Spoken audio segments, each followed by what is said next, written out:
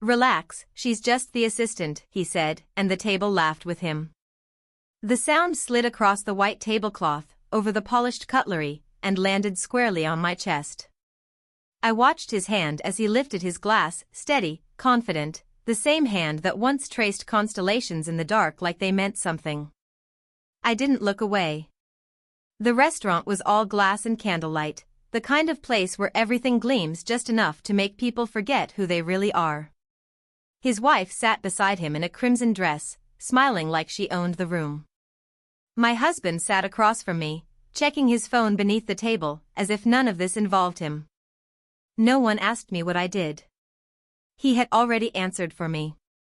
She's good with schedules, he added, like a punchline. Keeps us all in line. I smiled, because that's what everyone at the losing end of a joke is expected to do. My fingers found the cool stem of my wine glass and held it the way you hold a thought you're not ready to release just yet. Inside, there was no heat. Just a quiet, measured stillness. He didn't recognize the silence. Men like him rarely do. They're fluent in noise, in jokes layered over discomfort, in bragging disguised as charm. He had no idea that the quiet is where things begin. Have we met before? His wife asked politely, turning her attention to me for the first time.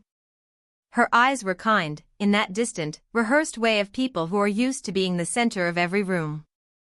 I held her gaze and felt the past press against my ribs, wanting to be named. Once, I said. A long time ago. Across the table, a flicker passed through his expression, too quick for anyone else to catch, but not quick enough for me. His jaw tightened, just for a second. His fingers adjusted his cufflink like he needed something to do with his hands. He remembered. So you're working with us now, he asked, voice light, eyes sharp. Something like that, I replied. I'm here for the transition. Transition, his wife echoed. I let the word hang there, between the candlelight and the clink of cutlery, between his past and his future. He shifted in his seat, and for the first time that evening, his confidence didn't quite fit. No one at that table knew it yet, but I wasn't there as anyone's assistant. I was there to end something he thought would last forever. The waiter refilled our glasses, and for a moment the table dissolved into small talk, property, promotions, vacations stitched together with polite laughter. But beneath it all, there was a quiet thread running straight between him and me, pulled tight enough to hum. I didn't touch my food. He noticed. His eyes flicked toward my plate, then back to his wife, who was recounting a story about a disastrous spa retreat. Everyone laughed. He didn't. Not fully. His smile was a half-formed thing, the kind that forgets its shape midair. He was waiting for me to speak. It was almost endearing, the way power makes people restless when they don't know where they stand with you anymore. Once, on a ship surrounded by nothing but water and wind, he couldn't look away from me. Now, he couldn't look at me without remembering that version of himself, the one he left behind when the world came calling. You said you two met before, my husband asked suddenly, still scrolling his screen. It was the first complete sentence he'd directed at me all evening. I placed my napkin down with deliberate calm. Yes, I said. Briefly. He scoffed without looking up. Funny you never mentioned it. Across the table, he spoke before I could. It wasn't important. A quiet settled over the space between us, subtle but undeniable, the kind that turns the edges of conversation brittle. His wife tilted her head, studying him. A small crease appeared between her brows. Not important, she repeated softly. He swallowed, the movement tight at his throat. It was years ago, he said. Barely a memory. That was his mistake. Because the moment he said it, the lie wavered. His posture changed. His fingers drummed once on the table, a tiny, involuntary tremor of guilt or fear, maybe both. And his wife, perceptive in a way he had clearly underestimated, caught it. Her gaze drifted to me. What were you doing back then? She asked, genuinely curious. I held her eyes. Held his, too. And I let the truth brush the surface without breaking it. Trying to figure out who I was, I said. And who I shouldn't trust. The air shifted. A slow, almost imperceptible tightening around the table. He exhaled sharply, not enough to draw attention, but enough to betray the memory he was fighting to bury. He knew exactly what I meant. No one else did. Not yet. But they would. Because the past doesn't stay drowned forever, not when someone is determined to bring it back to shore. The meal dragged on, each course arriving with the slow inevitability of a tide, but the table wasn't drifting anymore, it was tightening. Every word seemed to land heavier than it should, every silence stretched just a beat too long. I sipped my wine, letting the warmth settle behind my ribs, controlled and steady. He wasn't steady. He reached for his glass at the same moment the waiter leaned in, and the stem slipped between his fingers, not enough to shatter, but enough to clink against the plate with an awkward, ringing note that sliced through every conversation around us. His wife's eyes narrowed a fraction. My husband didn't look up. I did. "You all right?" I asked, calm as water. He forced a laugh. "Just tired." But his hand trembled as he set the glass down, a tremor small enough to deny, large enough to betray something he desperately wished I hadn't seen. Funny. Once, on that ship, he had held my hand with the kind of certainty that made the world feel simple. Now he couldn't even hold a glass without the past slipping through his grip. "Maybe you should get some rest," his wife said gently, though her tone carried an undercurrent of suspicion she hadn't yet named. "I'm fine," he insisted. "It's nothing." But anxiety had a way of hollowing out his voice, making it too bright at the edges, too eager to dismiss what everyone could feel simmering beneath the table. My husband finally put his phone down, only because the tension had grown thick enough to interrupt even his indifference. "Is something going on?" he asked, glancing between us. "No," he said quickly. "Not yet," I murmured. He shot me a warning look, the kind people use when they're afraid someone will speak a truth they've spent years hiding. His jaw clenched.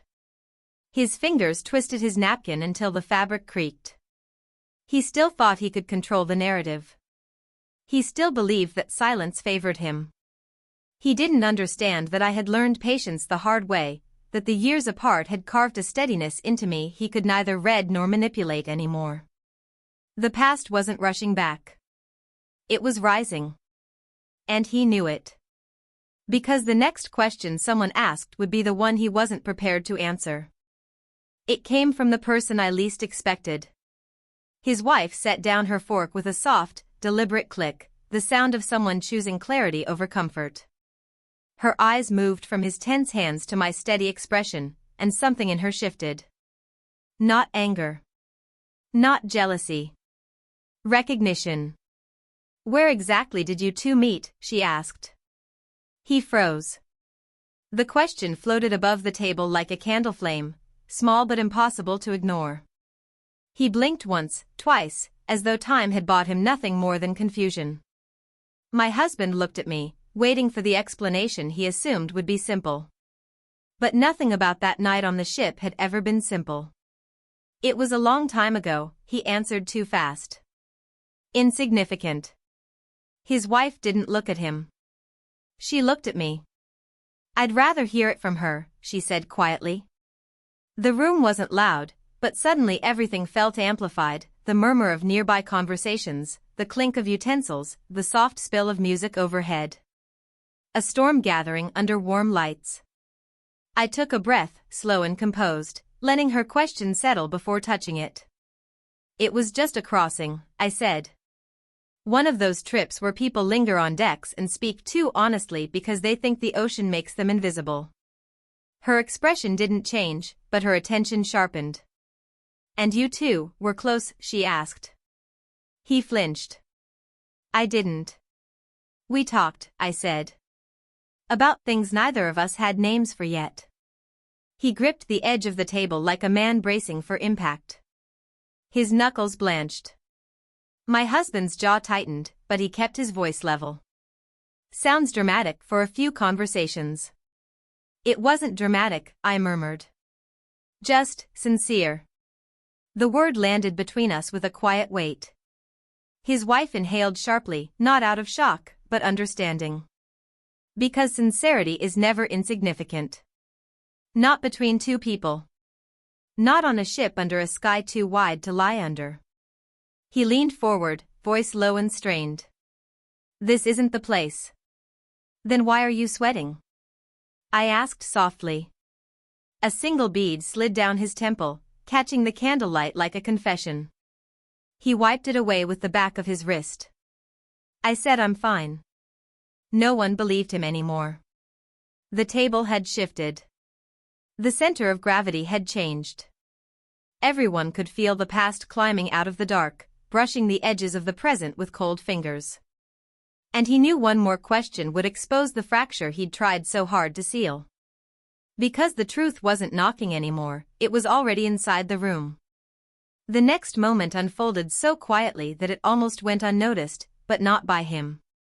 The waiter approached with a refill, polite and oblivious, and asked the simplest question in the world. And for you, ma'am? Another glass? He gestured toward me. But he didn't use ma'am. He used my first name. Softly. Naturally. Like someone who'd said it many, many times before. My husband's head lifted. His wife's smile thinned. And he, the man who had spent the entire dinner insisting our past meant nothing, went completely still. The waiter moved on without sensing the collision he'd caused, leaving behind a silence that didn't just hang in the air, it throbbed. I didn't look at him. I didn't need to. His breath caught, a sharp, involuntary inhale that exposed the truth far more quickly than words ever could. He reached for his glass again, but this time, he didn't lift it. He just held it. Like he needed something solid to cling to. His wife studied him with a new kind of attention, the kind that searches for answers in every blink, every breath. You knew her well enough to be on a first-name basis, she asked. He opened his mouth, but no sound came out. It wasn't guilt that silenced him. It was memory. I could see it landing behind his eyes, the deck lights swaying, salt wind tangled in his hair, the way he'd whispered my name like it was a promise he believed himself incapable of breaking. He swallowed hard. It's a common name, he said finally, voice thin and brittle. Maybe I overheard it earlier. My husband leaned back, expression flat. He didn't. The words struck him harder than any accusation. For the first time all evening, he met my eyes fully, not with arrogance, not with that polished confidence he wore like armor, but with something rawer, fear wrapped in recognition. He knew that if I chose to speak, every lie he'd told to create the life he now sat in could unravel in a single breath. But I didn't speak. I just held his gaze, calm and steady, letting him feel the pressure of a truth that hadn't yet been said aloud. His wife's voice trembled, not with emotion, but with realization. How long were you two involved? The question hit the table like a dropped key, small, metallic, unmistakably unlocking something. He shook his head, almost violently. We weren't. It wasn't, she's exaggerating. I haven't said anything, I replied softly. And that was the part that terrified him. Because silence, when wielded with precision, can be sharper than an accusation. He sat back, chest rising and falling too fast, as though the room had shrunk around him. He wasn't fighting me. He was fighting the version of himself he hoped no one would ever meet again.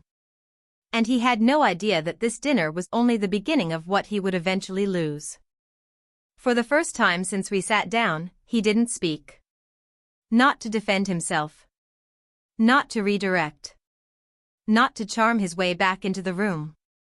Silence took the seat beside him, folding its hands neatly, settling in like an old acquaintance. The others returned to their plates, pretending to eat, but the air had changed. It had weight now, the weight of something long buried beginning to stir. I placed my fork down, the faintest clink echoing through the nerves stretched tight across the table. His wife was the one holding the tension now. Not him. She leaned slightly toward me, not aggressively, not suspiciously, but with the steadiness of someone preparing to walk into a truth she wished she didn't have to face. "What kind of crossing was it?" she asked. Her voice was soft, but her question wasn't. It was a quiet blade, sharpened by intuition and the tremor she'd felt rise from her husband's side of the table. He tensed again, barely. A shiver trapped beneath expensive fabric. "Just a ship," I said. "Just two people who spoke because the sea makes strangers honest." My husband exhaled sharply, half disbelieving. "You're being poetic," he said, his tone carrying a hint of irritation, as though honesty inconvenienced him.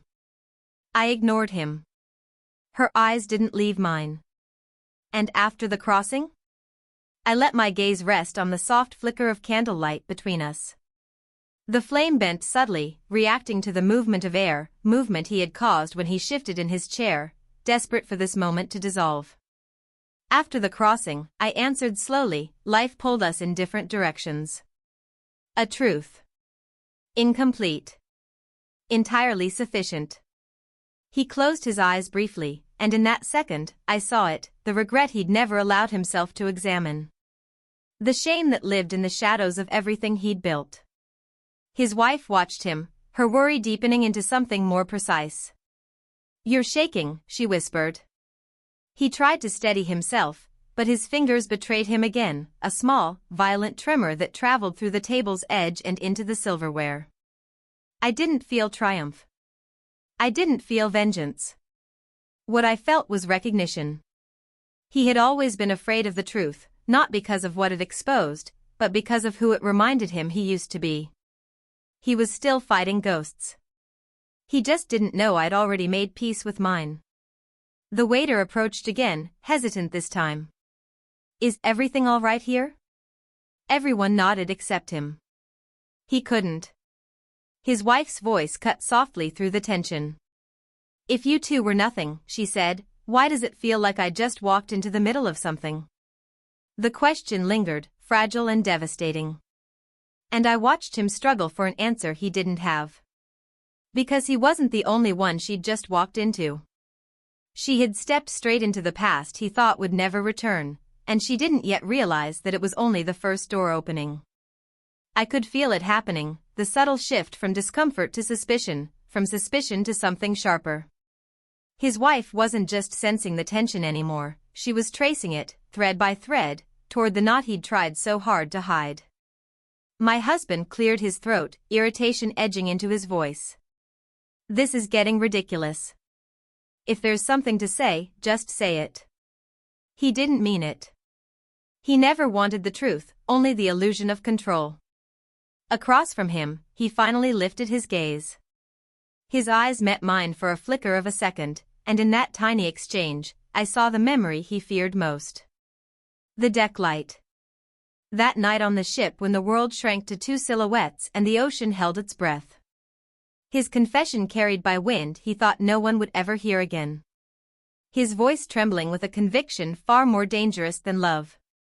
"I don't want this to end when we reach the shore. But life has its own currents." And he had let them carry him far from the person he was then. Now, under the warm restaurant lighting, he whispered a different truth. "I don't want to talk about this here."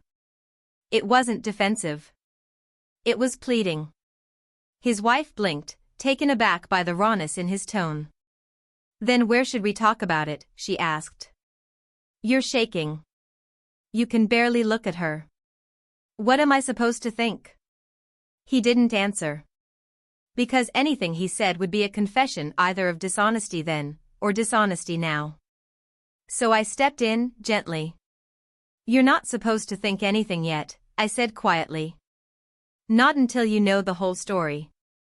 My husband scoffed. "And when were you planning to tell it?" "When everyone was ready to hear it," I replied. He rolled his eyes, but under the table, I could feel his leg tense, a private sign of insecurity he would never admit to.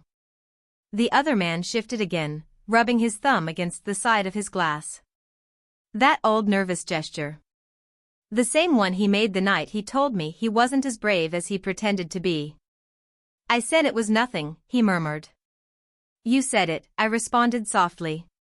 You didn't prove it. His wife inhaled sharply, as if the truth had just brushed her shoulder without warning. So there was something. I didn't answer. Silence was more honest than any confession. He lifted his head, finally meeting my eyes fully, not as the man he'd become, but as the man he'd been. A man who once believed in the thing he now denied. His voice broke on a single word. Please. It wasn't a plea for mercy. It was a plea for time. But time had already changed sides.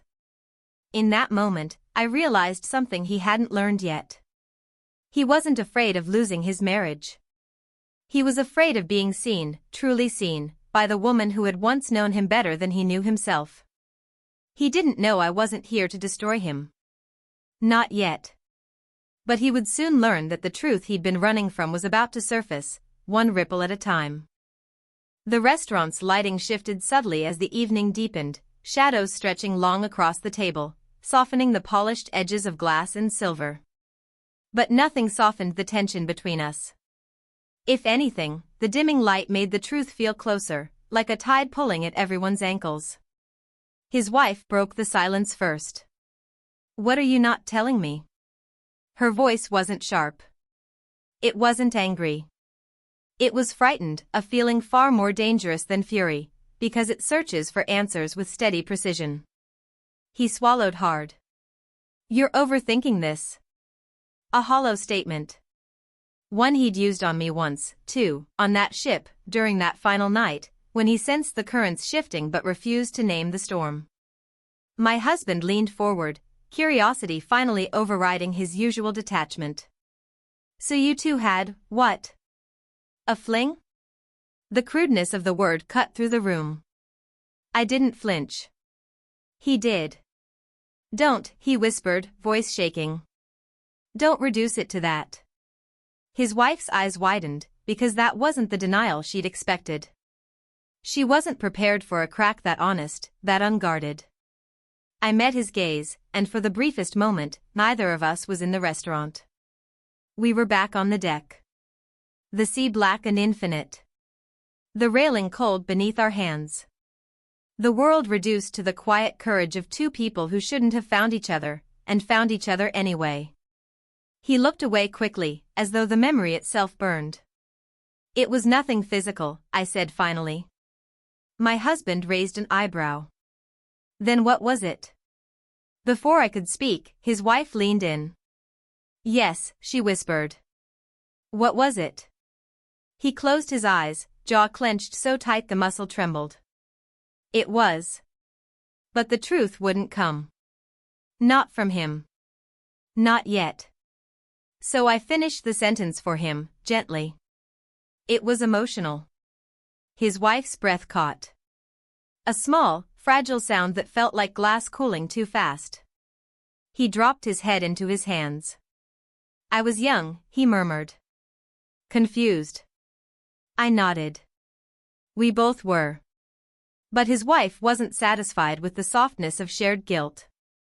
How long did it last, she asked. Her voice was steady, but the world beneath it was shifting, the ground of her marriage cracking in slow, controlled fractures. He didn't answer.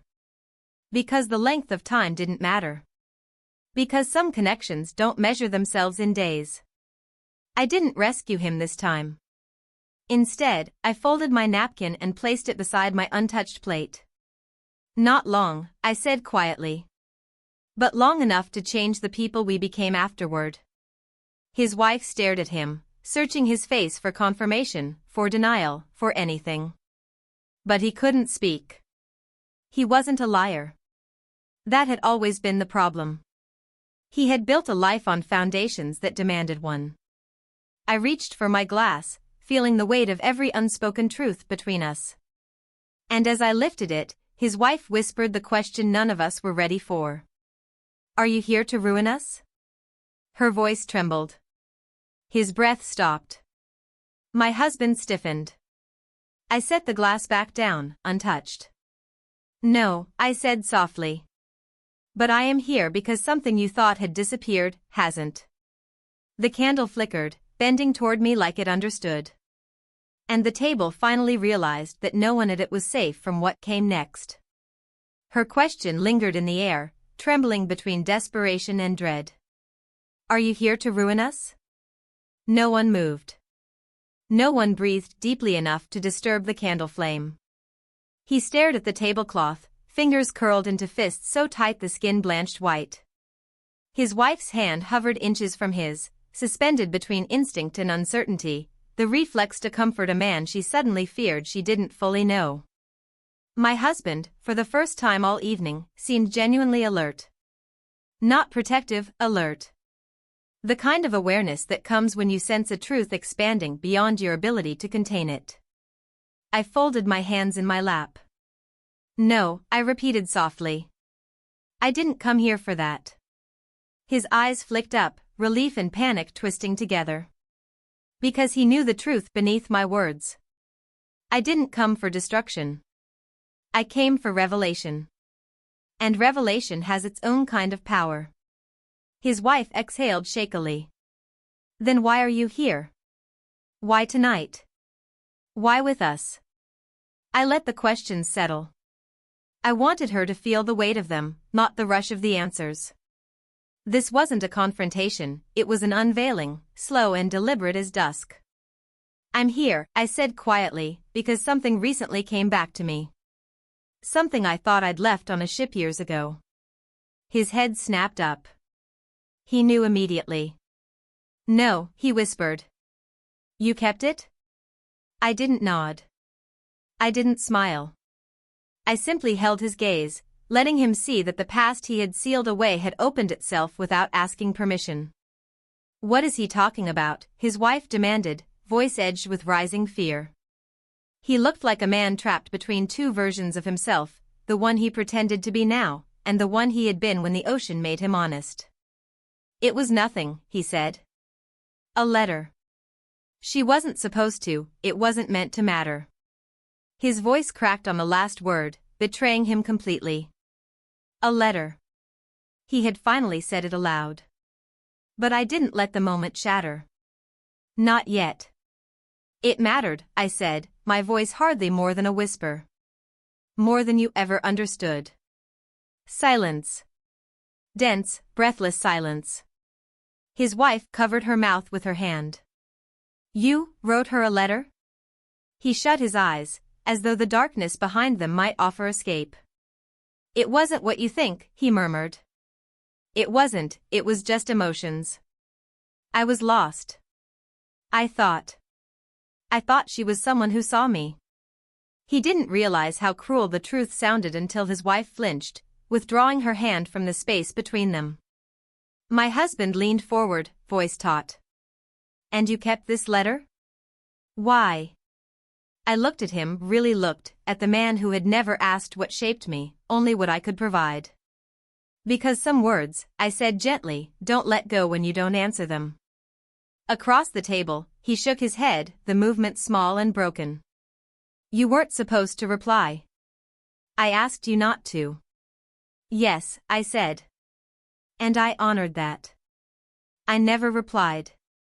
His wife blinked, confusion merging with suspicion. Then why keep it? I touched the rim of my glass, the cool surface grounding me.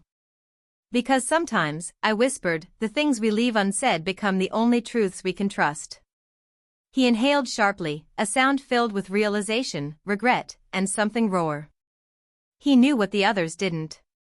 The letter wasn't romantic. It wasn't a confession of love. It was far more dangerous. It was the moment he admitted something about himself he could never admit again. His wife leaned back slowly, her voice almost trembling. What did the letter say? Everyone turned to me. Everyone waited. But the truth wasn't ready to be spoken, not fully, not here. So I lifted my glass at last, the wine catching the light like a secret just about to spill. It said enough, I answered. Enough to change everything then, and enough to change everything now. He stared at me, breath shallow. Because he knew I had only begun to open the door. And once the truth starts rising, there's no stopping the tide that follows. The candle between us flickered, bending left, then right, as though the air itself couldn't decide which direction the night would break. His wife lowered her hand from her mouth, but she didn't touch him. Not anymore. A subtle recalibration was taking place, the kind that happens when trust begins to fracture and the heart instinctively pulls back to protect itself. "What do you mean it changed everything?" she asked. Her voice wasn't sharp. It wasn't angry. It was quiet, the most dangerous kind of quiet, because it carried expectation, not accusation. He stared at the tablecloth like it held a map out of this moment. It didn't. "I was young," he whispered again, but the excuse sounded smaller this time, thinner. "I wrote things I shouldn't have. Things I didn't understand yet." My husband folded his arms across his chest, assessing him with the detached judgment of a man who disliked messy emotions. "So you had some kind of emotional episode? That's what all this is about." "He told the truth," I said softly. "Once. And it scared him." The words caught him off guard, a jolt of recognition flickering across his face. He remembered that night clearly. More clearly than he wanted to. His wife leaned back as though needing space to absorb an impact she hadn't fully felt yet. "What truth?" I let the question breathe. Let the moment stretch long enough for him to feel the gravity of what he'd buried. "It wasn't about us," I said. "Not entirely." His shoulders sagged, a surrender he didn't voice. "The letter," I continued, "was about the life he was going back to. About the world waiting for him on shore. He wrote about who he pretended to be, who he thought he had to be, and who he feared he actually was." Her eyes darted to him. "Is that true?" He didn't answer. He didn't need to. The silence confirmed everything. I remembered the letter vividly, the handwriting uneven from the rocking ship, the ink smudged by wind and hesitation. He had confessed something he'd never confessed to anyone else. Something that had nothing to do with romance, and everything to do with identity, fear, and the quiet desperation of wanting a life he didn't know how to claim. And he had asked me, begged me, not to respond. Because a response would have made the truth real. His wife's voice trembled. "Why would you share something like that with her and not with me?" The question hit him harder than anything I could say. His throat worked, but no words emerged. I wasn't here to expose him. I wasn't here to humiliate him. I was here because the truth he had abandoned on that ship had finally found its way back to shore. And everyone at this table, 2 spouses, 2 strangers, 2 versions of ourselves, was now standing in its tide. He pressed a shaking hand to his forehead. "Please," he whispered again. "Not here. Not like this." But it was too late. Because the past had already begun to unfold. And the next revelation would make it impossible for anyone at that table to pretend nothing had happened. He wasn't the only one trembling now. His wife sat straighter, shoulders pulled back, her breathing shallow but controlled.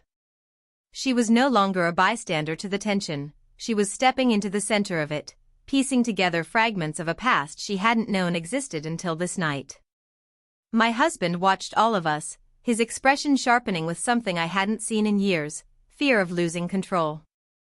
Not fear of losing me, that had never occurred to him, but fear of being blindsided by a story he wasn't prepared for. I let the weight of the moment settle before speaking.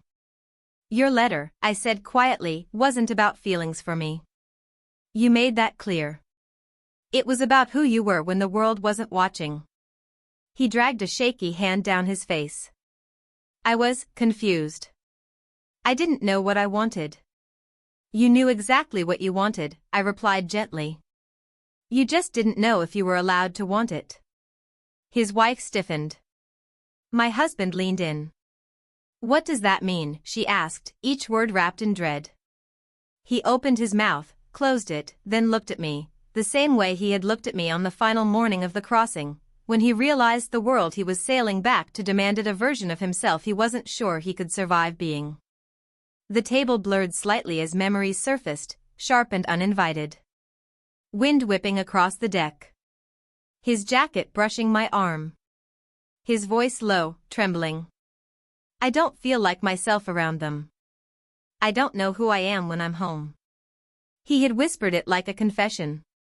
And it was. I returned to the present, my tone steady.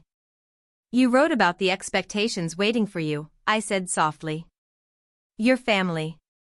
Your career. The life you felt trapped inside.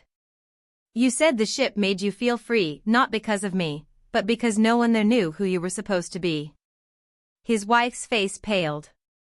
You never told me that, she whispered. He didn't look at her. He couldn't. It was years before we met, he murmured. That doesn't matter, she said. You shared something with her, something deep, something foundational, that you never shared with me. He blinked rapidly, panic rising. I didn't know you then. I wasn't. You were honest with her, she said, in a way you've never been with anyone. My husband scoffed. So the guy had an identity crisis. Who hasn't? Why does it matter now? Because it did matter. Because he knew it mattered. Because identity, the quiet kind, shapes everything a person builds afterward. I answered calmly. It matters because he didn't bury that truth. He buried himself beneath it. The words landed with a soft, devastating precision. His wife's lips parted, realization dawning like a slow sunrise, painful, unstoppable, illuminating everything she had been trying not to see. Is that why you married me? She asked quietly. Because I fit the life you thought you were supposed to live? He flinched as though the question had struck bone. No, he whispered. I love you. I chose you. But did you choose yourself? She asked. A single tear slipped down her cheek, silent, unhurried, heavy with the weight of a fracture she hadn't known was already forming beneath her marriage. He didn't answer. He didn't even try. Because the truth was rising too fast now, filling the space between us, pushing him toward a confession he had avoided for years. He looked at me again, eyes glassy, terrified, not of me, but of the version of himself he had abandoned long before this dinner. Please, he said, voice cracking. Don't say more. But the tide was already shifting. The shoreline already visible. And what came next would force everyone at the table to face what had truly been buried. Because the next revelation wouldn't just expose him, it would expose what the rest of us had been avoiding, too. The room felt smaller now, not cramped, but condensed, as though every truth, every silence, every half-buried emotion had pulled the walls inward until we were all sitting inside the tightest version of ourselves. He stared at me with the expression of a man afraid of a door he had once willingly opened. His wife, pale and trembling, watched him like someone seeing a reflection she'd been avoiding for years. My husband sat rigid, sensing that whatever came next would shift the ground beneath him too, though he didn't yet understand how. I breathed slowly. Evenly. The way you do before saying something that changes a room. You asked why I kept the letter, I said. His eyes closed as if bracing for impact. I kept it, I continued, because it was the only time you told the truth about who you were. His wife's gaze snapped to him. Is that true? He didn't deny it. He didn't speak at all. And that silence, that single, devastating silence, was its own confession. I leaned forward ever so slightly, keeping my voice soft enough that no one else in the restaurant would hear, but strong enough that no one at our table could escape it. You wrote that you were living a life that didn't feel like yours. That you were becoming someone you didn't recognize. That you felt trapped by expectations, from your family, from your career, from the version of yourself you thought you had to be. His wife blinked hard, her breathing shallow. You never told me any of that. He wiped a shaking hand across his forehead. I didn't want it to be true anymore. But it is true, I said gently. It always has been. He looked up at me then, not with anger, not with resentment, but with something far more fragile. Relief. Because part of him had been waiting years for this truth to catch up to him. My husband crossed his arms. So what? You brought this up to embarrass him? Break his marriage? His tone sharpened. To get even? I turned to him, calm and steady. I'm not here for revenge in the way you think. He scoffed. Then what is this? This, I said, is closure. Not just for me, but for him. My husband frowned, confused. His wife looked between us, tears building.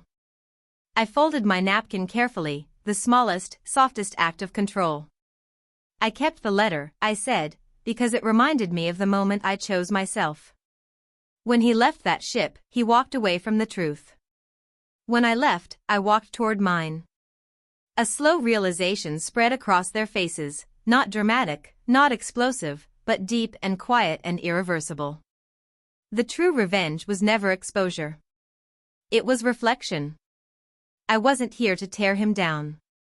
I was here to make him see who he'd become by running from who he was. I met his eyes one last time. You didn't ruin my life, I said softly. But you did shape it. You taught me what happens when someone silences themselves to fit a story that was never theirs. His face crumpled, not with shame, but with the ache of understanding. And tonight, I continued, you finally heard the truth you've been avoiding. Not from me. From yourself. His wife covered her mouth again, but this time not out of fear, out of recognition. Because she saw it now. Saw him. The real him. My husband shifted in his seat, uneasy. He had never seen me like this, composed, grounded, unafraid of any silence. I rose from my chair. I'm not here to destroy anyone, I said. But secrets survive on permission. And I don't give mine anymore. For a moment, no one moved. The candle flickered. The tide shifted. And the quiet I had carried all these years finally settled into my bones like peace. I turned to leave. Behind me, his wife whispered his name, not in anger, but in the soft, trembling voice of someone seeing a truth they can no longer unsee. My husband reached for his glass, but his hand shook. And he, the man who once whispered his fears to the ocean, whispered something now, barely audible. Thank you. Not to keep the secret. Not to save him. But for handing him back the truth he had abandoned. I didn't look back. Some stories don't end in flames. Some end in clarity. And clarity is its own kind of justice. Because sometimes the quietest revenge is simply letting someone face the person they chose to become.